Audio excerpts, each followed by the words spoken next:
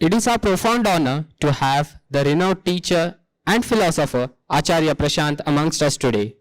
A social reformer and educator of true spirituality in the world, Acharya Prashant speaks strongly for female empowerment, protection of the natural world, compassion for animals, Vedantic wisdom for living rightly, and campaigns against superstition. He leads the global movement of freedom and liberation from the societal chains that pull us away from truth and peacefulness. With more than 15 million followers on social media, Acharya Prashant has been inspiring people with his profound teachings and insights for many years. His teachings are known for their depth, clarity, and relevance to the challenges of our times. Through his teachings, he guides people towards a deeper understanding of themselves and the world around them, helping them to find purpose and meaning in their lives. An IIT Delhi IIM Ahmedabad alumnus, an ex-civil servant, the recipient of PETA's Most Influential Vegan Award, and the author of over 100 books on karma, joy, love, marriage, spirituality, and more. Please join me in welcoming Acharya Prashant with a big round of applause. Sir, kindly grace the stage to address the audience.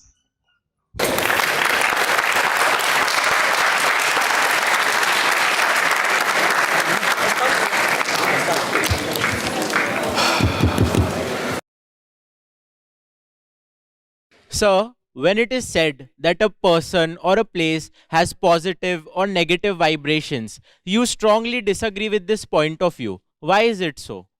The reason is philosophical. The reason has its roots in Vedanta, but I'll narrate it in layman's language. You remember the witch hunt? Have you read of it? Medieval Europe? Huh?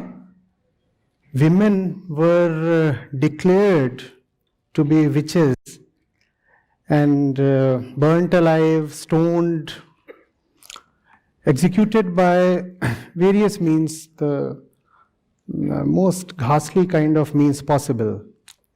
And what was the justification that was offered? I sense that the woman has evil. In today's language, they would have said, she is sending me negative vibes. She is sending me bad vibrations, or as is the culture to say, low frequency vibrations. Or her aura is bad. That was the kind of reason that was offered. Yes, it is true that often when you look at a person or a place, you experience a certain feeling. In fact, that always happens. Even if you look at a stranger, there is a certain reaction that arises from within. Yes, that does happen. But please tell me, as students of science, does that necessarily have to do with the object that you are viewing or experiencing?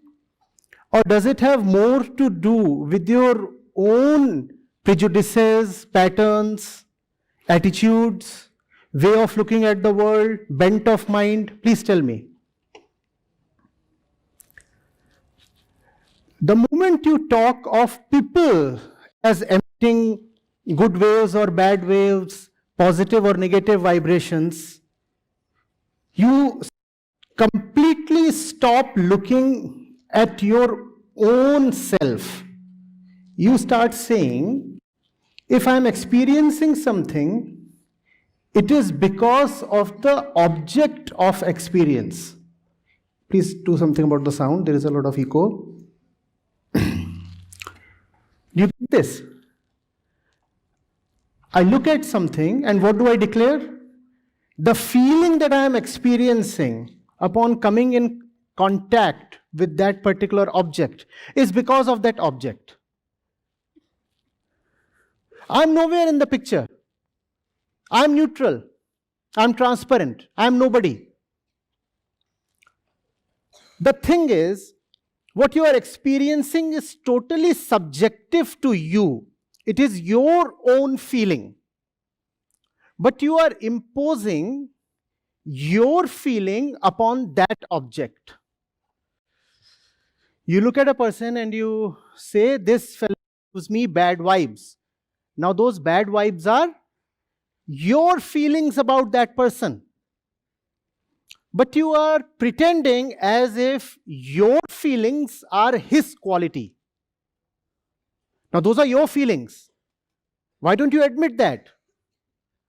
Why are you superimposing your experience upon that object? And the experience is extremely subjective.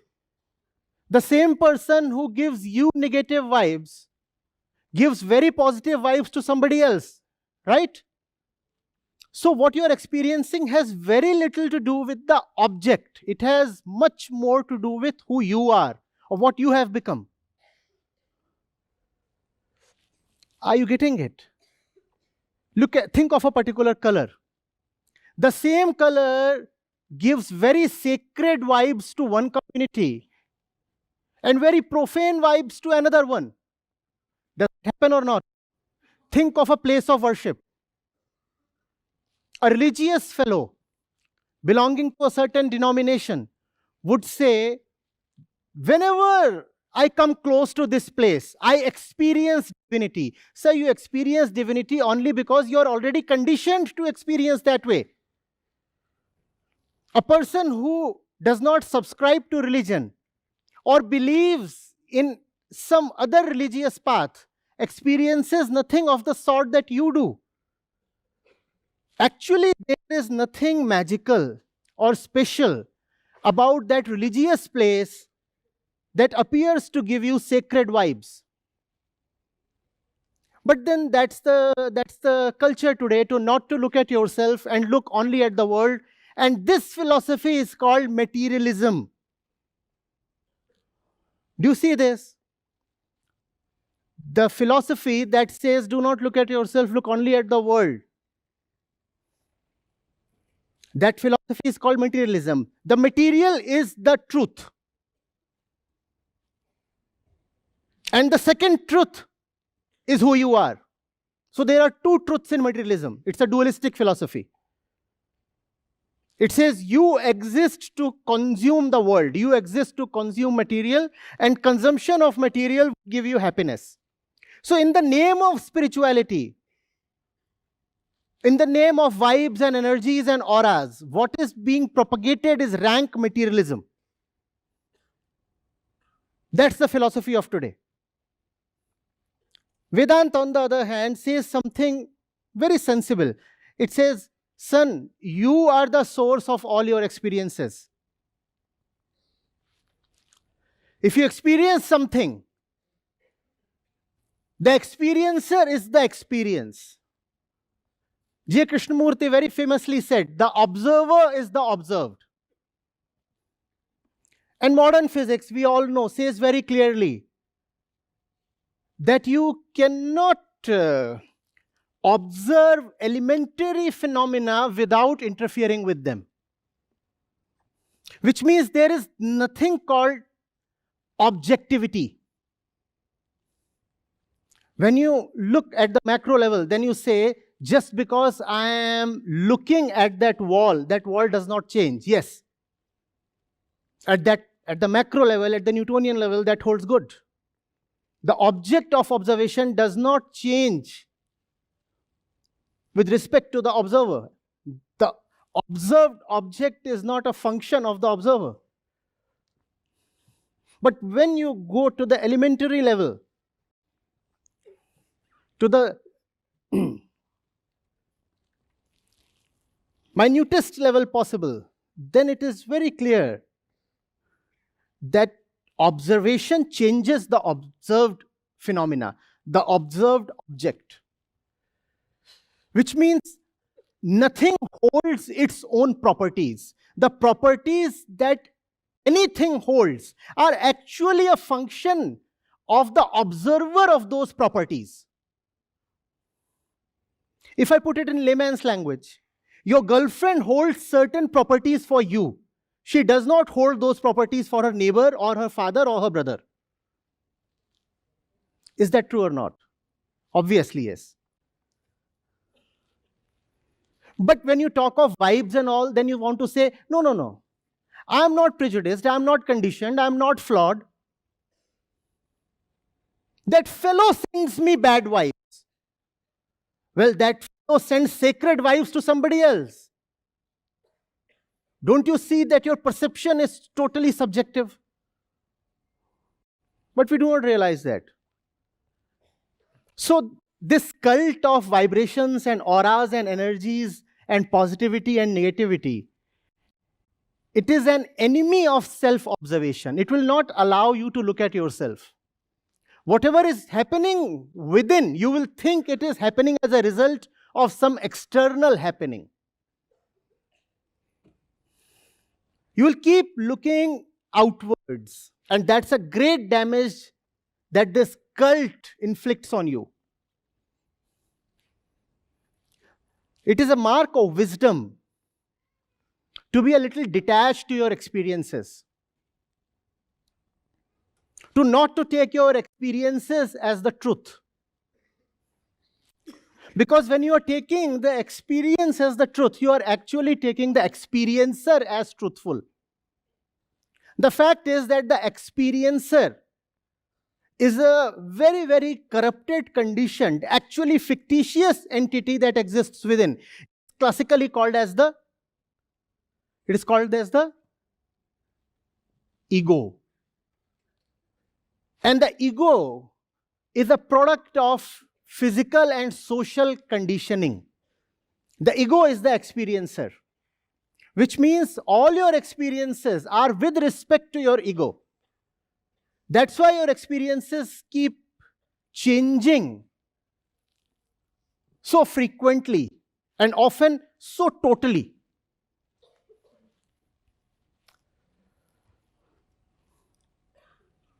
Are you getting it? So to believe in your experiences and you say, oh, I experienced bad vibes, that's why that fellow is bad. To believe in your experiences is to worship your ego, because the experiencer is the ego. It is the cult of the ego.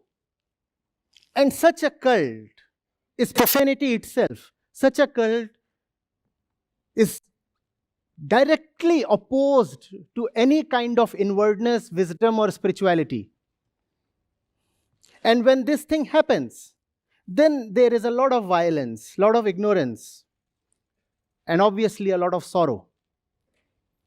If you don't want to suffer, do not take yourself seriously.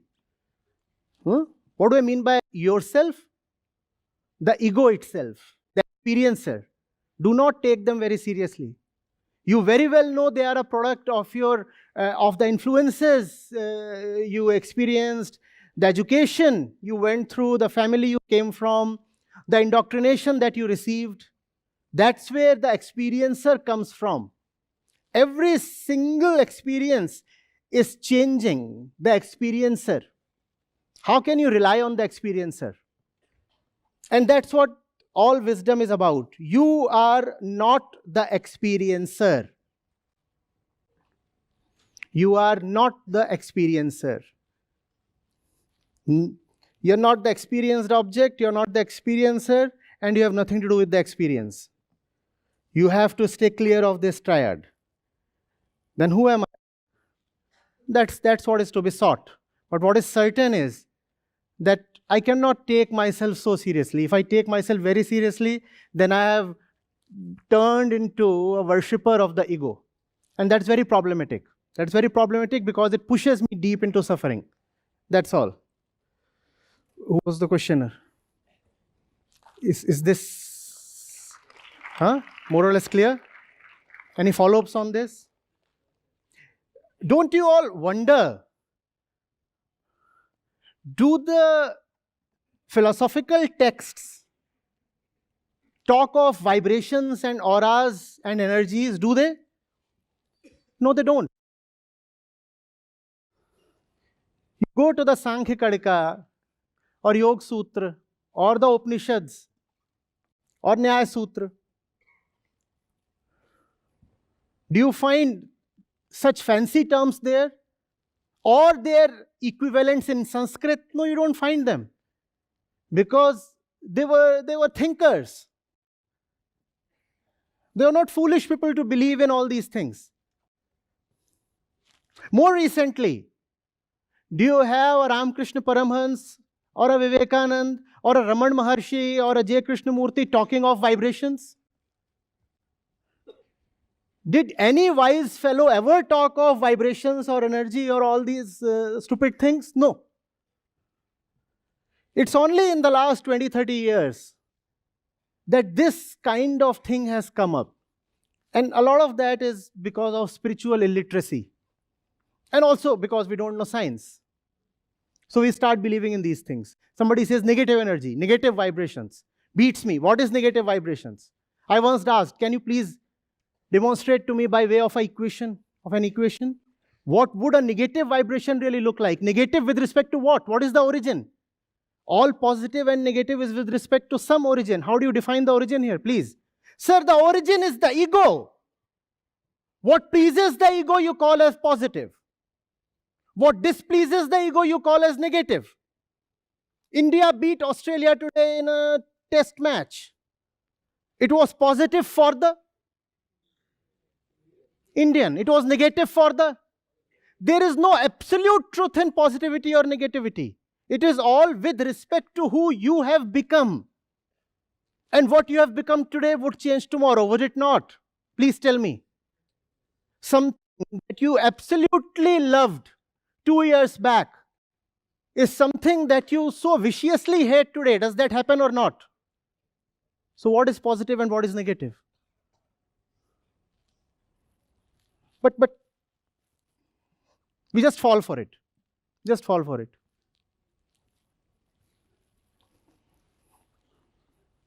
Low frequency vibrations. What exactly? How exactly are you calculating the vibrations, the vibrational frequency of a person? And if you want, indeed, if you want to go by the wave-particle duality and posit that all particles are waves as well, then we must understand that only very elementary particles like electrons can have any kind of substantial wavelength or frequency associated with them, right? We know all that. Class 12th. Forget about a human being weighing 60 kilograms. Can some smart fellow from here who remembers his physics calculate even the wavelength of a tennis ball or a cricket ball? Can you?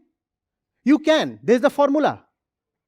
But the wavelength would be of a dimension that you'd rather want to ignore. And here we are talking just of a small ball.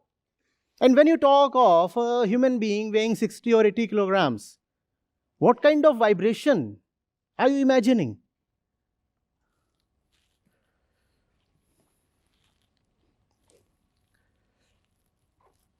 No.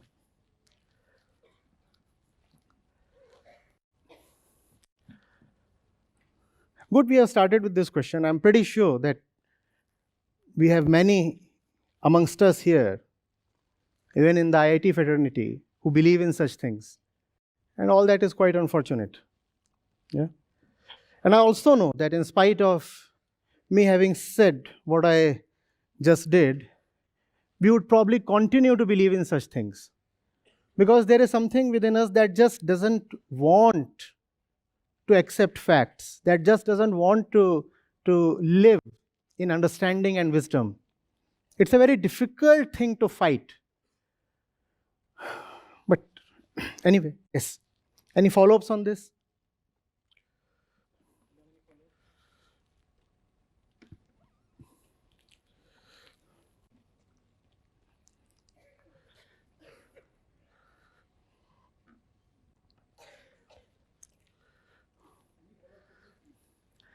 And let the follow-ups be very closely related to the topic at hand, please.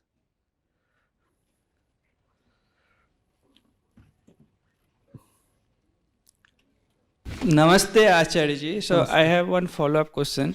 So I also don't believe in higher frequency or lower vibration.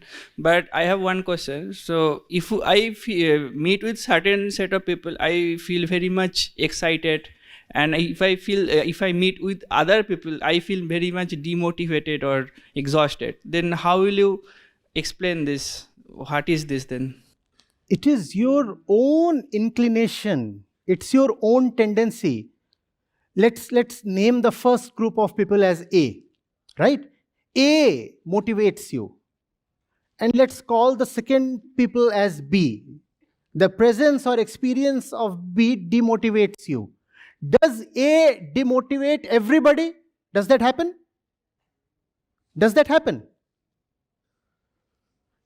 And does the presence of B motivate everybody? It is something within you specifically that gets motivated or demotivated. Somebody else will have a totally different experience. Think of a flag. If you think of one particular country's flag, the moment you look at that flag, you will experience what you call as positivity, right? There are 200 plus countries in the world, and they all have their flags and national anthems, right? And when the citizen of a country hears his anthem, what does he experience usually? What does he experience? Come on, please. Positivity. And when an enemy country hears the same anthem, what do they experience? What do they experience? Now, what if you change your citizenship? Tell me, that does happen, right? People in large numbers, in several lakhs, give up citizenships. And that's happening all over the world. So today, one particular sight or sound used to be very positive for you. Tomorrow, another thing will become very positive for you. Now, please tell me, is the thing or the sound positive? Or is it about your own mind? It's your own mind. Now, do not allege that the thing has certain properties. The thing is just a thing. The thing is just a thing. It is neither positive nor negative. With respect to the thing, you experience something because you have an attitude towards the thing. Because you are biased for or against. Because you are prejudiced. Or because you are inclined towards the thing.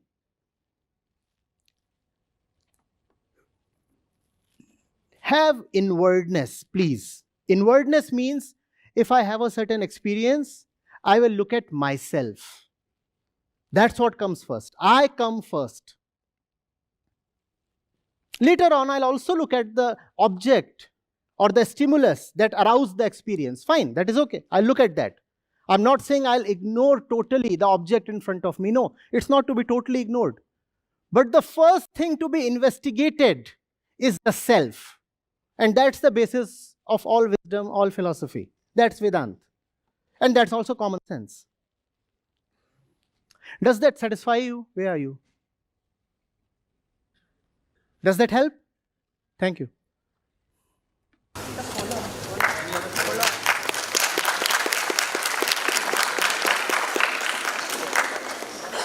Good evening, sir, and thank you for debunking the vibration theory. Sir, is this same concept, same thing related to people selling things like stones and all? Like some people say, if I keep this stone, say they buy something, a stone or some motif, and they get some good vibe, good aura from that particular stone or any object. Stone, you said. Stone Fine. or any object. Right. So is it the same? Right, like, yes. Same phenomena Special happening in the gems mind. And stones and all these things, they all belong to the same field. A thing is a thing. A thing is just a thing. If you talk of a thing like a bullet, I understand.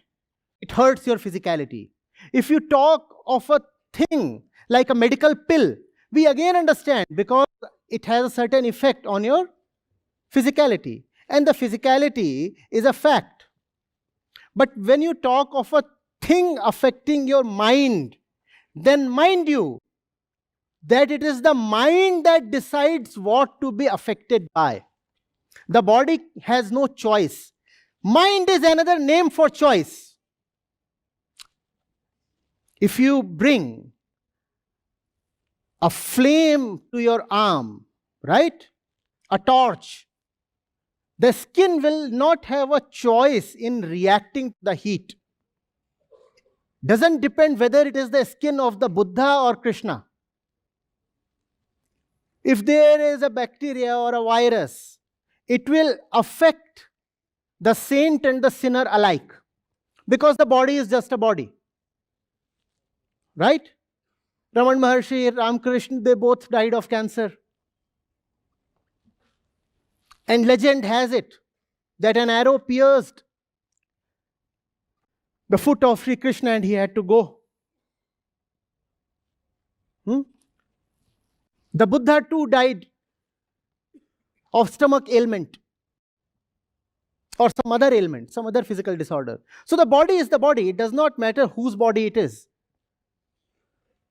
But the mind is a totally different thing. The mind is consciousness, and consciousness is synonymous with choice. Consciousness decides. And when you say, I have no choice, she came in front of me and I just went bonkers, then you are defying and denying consciousness. And if you are not conscious, then you do not deserve to be called human. Why do we bury people when they are dead? Because they cannot have consciousness anymore. Even the possibility of them ever becoming conscious again in the future is now zero. So we say, fine, dispose the body. What is consciousness? What is the mind? Mind is the power to choose, power to be. You can decide what is right. You can inquire, you can investigate, you can figure out. One thing appears very appealing to you today. We are not animals to be just drawn towards it. As intelligent human beings, what do?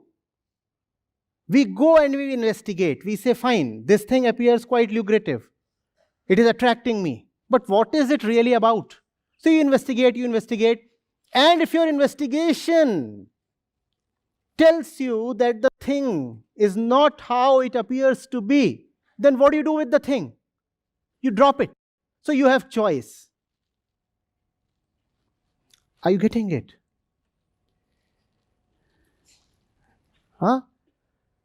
A stone can affect you only if you first of all already believe that it is going to affect you.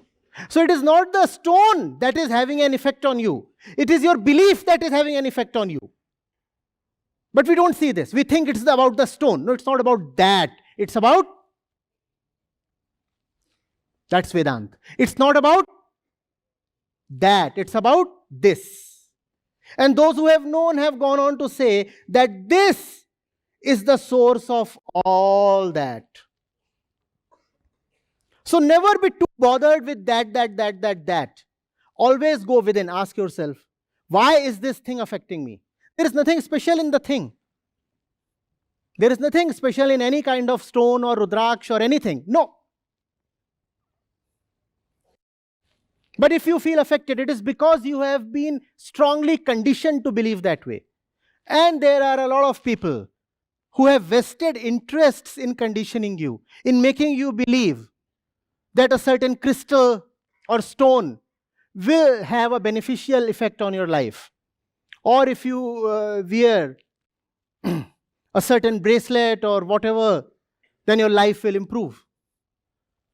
Often they are the ones selling those stones, right?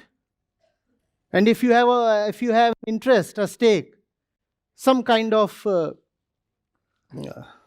benefit you are drawing from propagating is misbelief and superstition, then nothing stops you from turning an entire population superstitious. It's not without reason that people want everybody to turn superstitious. Because people are controllable when they are superstitious. You can command people. You can make them do as you wish if you can make them superstitious. Superstition is just conditioning, right? If you can condition people to be a certain way, to think a certain way, to hold certain beliefs as truth, then those people can be enslaved. And that's what you want to become. Their master. It's power that you are after. Don't let them have power. Your concern should be your freedom. As human beings, and especially as young people, you should value nothing higher than freedom. Getting it?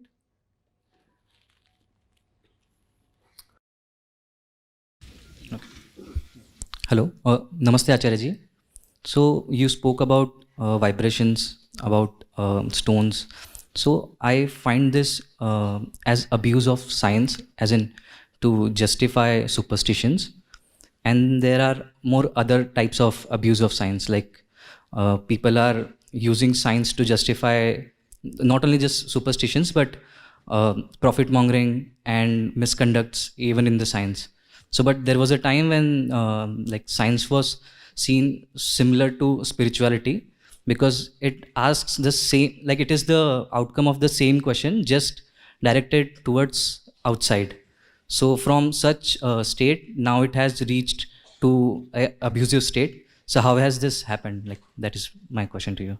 It was always this way. Think of Galileo, think of Newton, think of the attitude of the church towards them. It was always this way. It's just that today it's all the more tragic because we have a vast body of scientific literature available, something that we never had in history. So if people were superstitious historically, that is probably pardonable, right? Because the way of science, the discoveries of science, the proofs that science offers were not freely available to them. So it's understandable if they had irrational beliefs. But today, when all those things are freely available, there is the internet, literacy is at an all-time high. You can access whatever scientific discipline you wish to. All that is available, and still people are superstitious. That's tragic. And that's something that must make all of you wonder. Because we often think that if science progresses, then all kinds of stupidities in the human species will be taken care of automatically, right? That has been the hope. We say a fellow is educated. We say a fellow is well-read. We say the fellow knows science, so he would probably not be superstitious. But that's not come to pass. Instead, we find even people well-versed in science being quite superstitious. Just today, we received a message from a person. I was at IIT Roorkee a few months back. So somebody wrote from there, said, my father is a professor here. And he's been refusing proposals for my sister one after the other, for some reason related to the Kundali, the horoscope.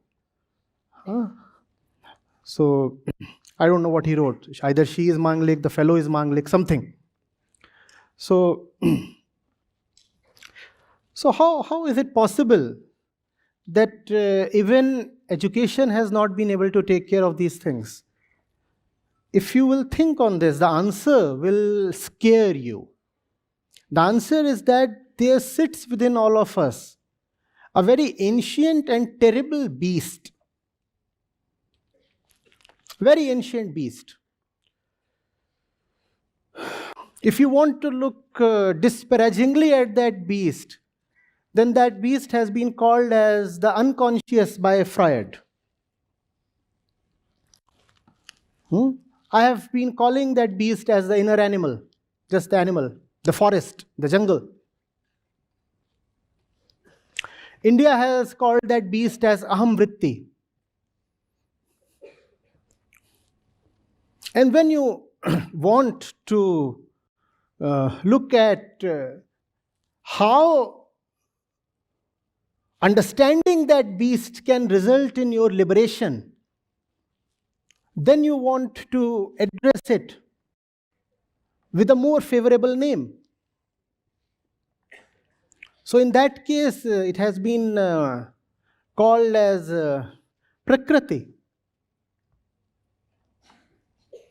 And when you realize that going close to Prakriti, which is your own primordial nature, will result in your liberation, then you worship Prakriti by the name of Devi.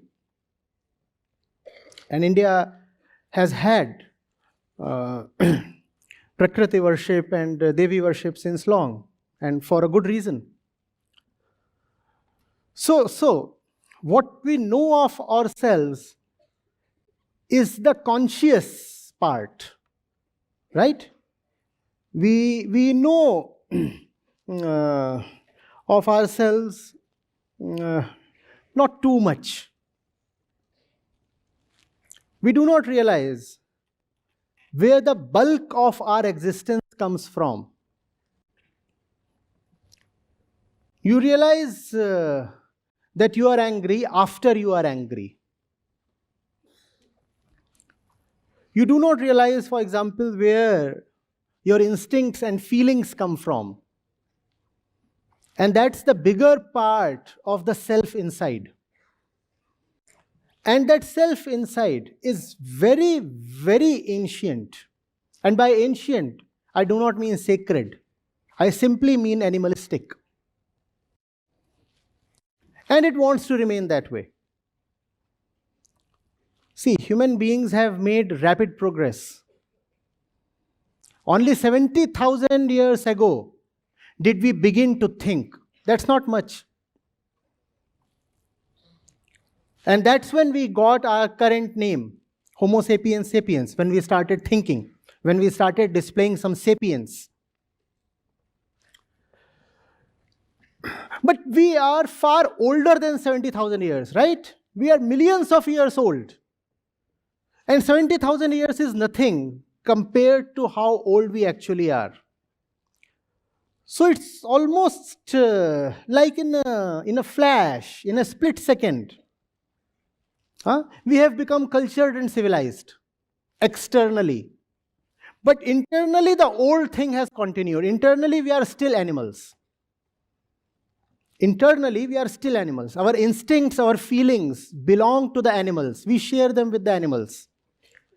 Attachment you find in animals, you find in human beings as well. Jealousy, possessiveness, you find all across the jungle, also in cities. You find somebody covetous, you find somebody violent, you find that in the jungle as well. Human beings are so territorial, fighting for land. Look at Russia and Ukraine. And look at the dogs in front of your house. They too keep fighting for land. And dogs get very angry if some alien dog comes and starts squatting on the space they call as their own. Right? So we are doing all the things that animals do. And that's what fundamentally drives us. One very strong thing that drives all animals is biology. Right? Those who have tried to understand it sometimes have said it's just sexual urge. Or they have said, well, it is libido. Or elan vital. But that's whatever, however you call it, it's something that you share with animals. Look at the human male rushing after the human female and doing that all his life. And look at the monkey running after the female monkey and doing that all his life. How are these two any different? And these are our primary motivators, are they not? Grabbing some land, grabbing some authority, getting some sex, possessing the object of sex, continuing to live. That's what Darwinian competitiveness was all about, right? You want to live and the other one also wants to live. Let's see who succeeds in living. Now that's what animals compete for. That's what we also compete for. Let's see who succeeds in living. I'll kill you. And if we will cooperate only to the extent our interests overlap. Otherwise, we'll be at war. So that's the animal within us. And it is that animal that is superstitious. When you are being superstitious, you are simply displaying that you might have come out of the jungle, but the jungle has still not gone out of you. Getting it? Does the animal have thought? No. The animal only has his physical conditioning. Human beings are human beings, we said, because just a few thousand years ago we started. The superstitious mind is the one that prefers not to think, not to know, not to understand. It just wants to believe and says, well, you know, if everybody has been believing this way, it must be right. Who am I to disagree? Is that not the favorite argument of the superstitious ones? But when all the people have been believing in it since centuries, there must be something in it. And if you tell them what you are saying is unscientific, they say, oh, but science does not know anything. So your little science is a baby in front of our ancient civilizations. First thing I want is that mobile phones must be snatched away from such people. If they have no respect for science, they should not be allowed to enjoy the fruits of science. Let them walk barefoot in the jungle. They should not be using cars, mobile phones, computers. They should not even be wearing clothes. The kind of disrespect people display towards science, unbearable. Have you not heard phrases like these? Oh, but your science has so much still to know. Oh, but your science has till now explored only 0.01% of the universe. Your science is nothing. My superstition is everything. Babaji will tell something much higher than science. Now, Babaji is someone who could not clear even his class 8 science exams. And since then, he has been so humiliated that he has been routinely abusing science. That's the fundamental reason.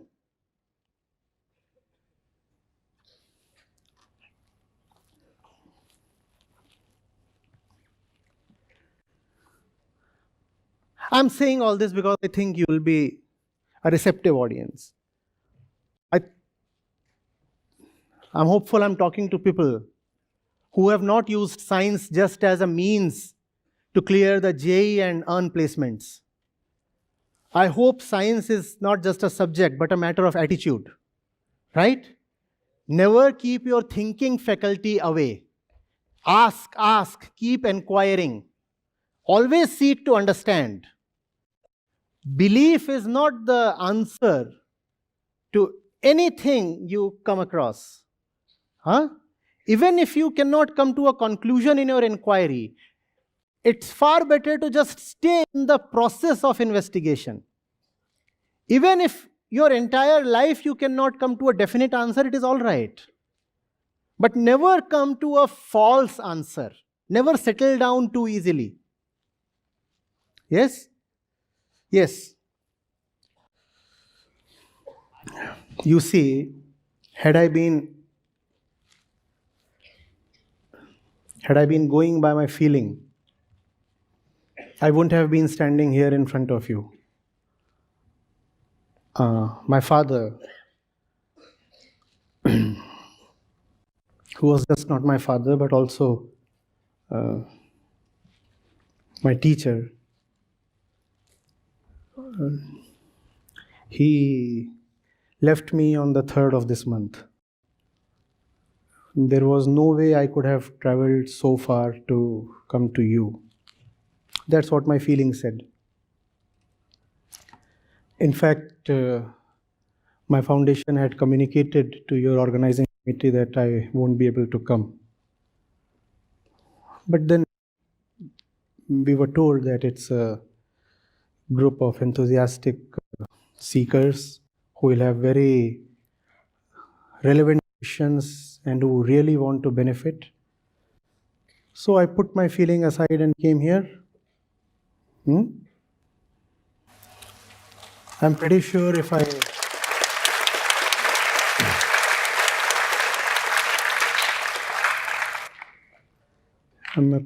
I consult a whole lot of pundits and other people, some of them might even suggest that it is not proper to travel so soon, especially to the Purab Disha. And that's how things are. One direction is sacred, the other direction is to be avoided. And so many other things.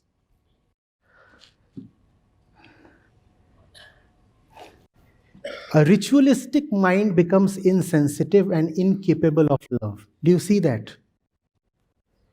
When you are superstitious, you turn insensitive. Don't let that happen to you. Yes, question.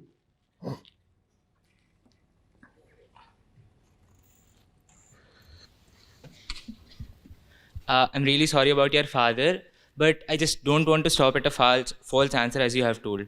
Like your first topic was about negative vibes. Like long time ago, when humanity was still uncivilized, we were scared of dark places because there might be like wild animals sitting in the. So based upon all those experiences they had, they built up like they started getting negative vibes from those dark places. So like, if they didn't believe in those negative vibes, natural selection would have eliminated them. Yeah, that's true, but that's a matter of the past. That's a thing of history. You're very right. You see, what he's pointing at is that instinct does not come from nowhere. If, for example, even a small kid is afraid of the dark, right? Small babies are afraid of the dark. No, nobody taught the infant to be afraid of the dark. But the infant is nevertheless definitely afraid of the dark. Why? The reason is evolutionary. Our eyes are unable to have any power in the dark, right? So human beings have been, since millions of years, hunted in the dark.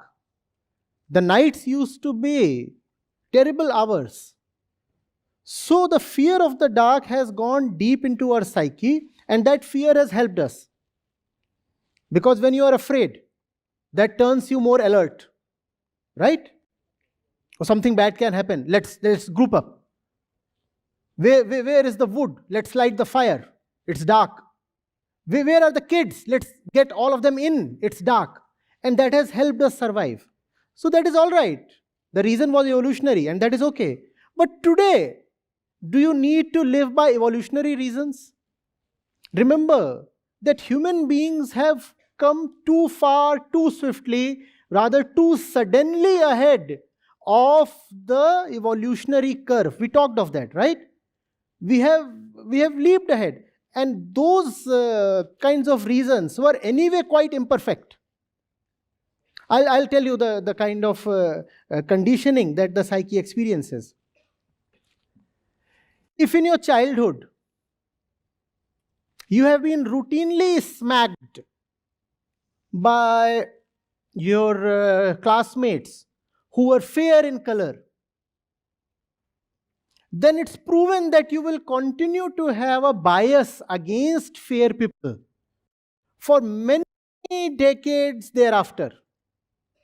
And you will not even know why you dislike fair people. The simple reason is, when you were 3, 4, 5, 6 years old, then you are routinely being beaten up by fair-looking kids. And that has gone deep into your psyche. And so now all your life you will be biased against fair people, but because you do not know why, so you will come up with very rational-looking arguments. You will say, you know, why are people fair? Because their skin is not absorbing sunlight. That's why the pigment is not getting activated. And if their skin is not absorbing sunlight, that's an insult to the sun god. And I cannot tolerate someone who insults my sun god. So I'll kill all fair-looking people. Now that's the argument you will come up with. And that's how all rationalizations and justifications are. But the simple reason is that in your unconscious sits a very old experience. And here I have talked of an experience that you have had in your lifetime. The fact is that your cells carry the experience of entire mankind. So all those things that were happening then are there with you even today, but you need not live by that. That's the reason why Vedanta continuously tells you, see, you are not the body. Naham dehasmi. What is that supposed to tell you? It's supposed to tell you that you have no obligation to live by your bodily compulsions, that you have no obligation to live by your hormonal pressures. All that is the body, right? The body might keep saying something, but please, you are nothing but understanding. Bodho aham, I am understanding. I am understanding. I am not someone who has to be necessarily driven by the bodily and ancient and historical compulsions. No, I'll not follow that. I am understanding. I will understand what's going on. The body might say, sleep. But I know I have an exam tomorrow, I won't sleep. The body has its own agenda, and the agenda comes from evolution. The agenda of the body is continuity. Just secure itself and continue. Continue today and continue tomorrow in the form of kids. So that's what the body wants. That's all that the body wants. Eat and be married today, and also have good sex and produce 40 kids so that your DNA proliferates. The body wants nothing more than that. Now, do you want to live as the body? Animals live as the body. And if you're living as the body, then there is no scope of consciousness. And then, one is no better than an animal. Right? I do not mean to disregard all your instincts and intuitions, but you must know them as coming from stored experience of the past, which might not be applicable today, which might be totally invalid today. Also, which might be valid today, but needs to be disregarded in light of consciousness. Getting it?